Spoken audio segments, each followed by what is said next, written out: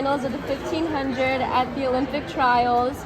You know, you're coming in with heavy legs already. How are you feeling with racing people that have a little bit fresher legs right now? Yeah.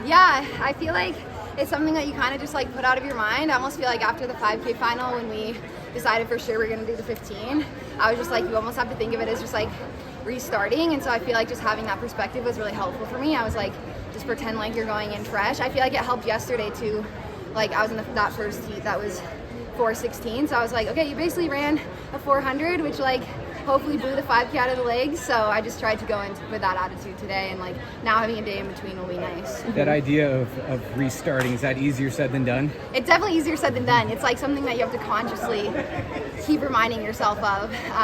But yeah, I kind of was just like open up a whole new chapter, and I feel like, you know, I've said this before, like I've done the 10K and I've wanted to do the 15 for a while, and I feel like ever since high school I just love the 15, and so even being out there today with like 500 to go, I'm just like, this is so fun. Like I'm just loving the 15. It's so exciting, it's so like fast moving, like there's, you know, you have to be really aware of like what's going on all around you, especially in these, you know, these qualifying rounds. So I'm just having a lot of fun with it.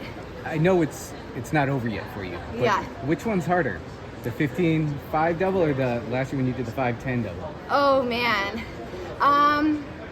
I think different for different reasons. I think like the hardest part so far about the 15 is just like multiple rounds, you know, like the 10K, it's like, you know, especially when I've done it at like USA's, it's like one round of the 5, one round of the 10. So I think it's almost more of like that mental perspective of just, which Jared has talked to me a lot about, of like being ready to go, but kind of like conserving that emotional energy where you're not just like so hyped for every round, because that's like can drain you. So yeah, I'd say that's the biggest piece. All right. Yeah.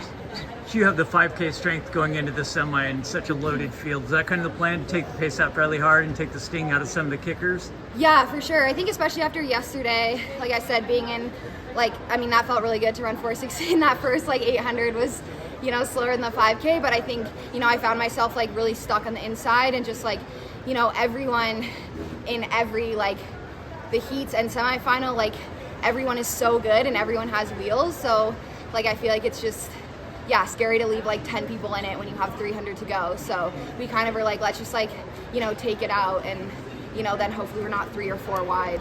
Yeah, with 401 and 402 to win the semis, that's really competitive per semifinal. For sure. I mean, even in the heat before, I didn't see all the times, but I just saw when we walked out that it was 1 and 401, and I was like, wow. Nikki and I were joking, like, okay, yeah, we ran 4:16 yesterday, and we're probably gonna run like 4 flat 401 today, which is exactly what it was, like 401, 402. So yeah. What's it gonna take in the final, right? Like a very competitive group of women. Yeah. You know, strategy-wise, time-wise, what do you think it's gonna take to? I mean, I think it's gonna be really fast. Like, I feel like if you look at everyone's PRs, it's like you have multiple people under 4, multiple people around like 4 flat 401. So yeah, I feel like it's gonna be a really good race. Top prediction? Oh man, I think it takes 3:57. That's fast. You heard it here first. Good luck in the final. Thank you.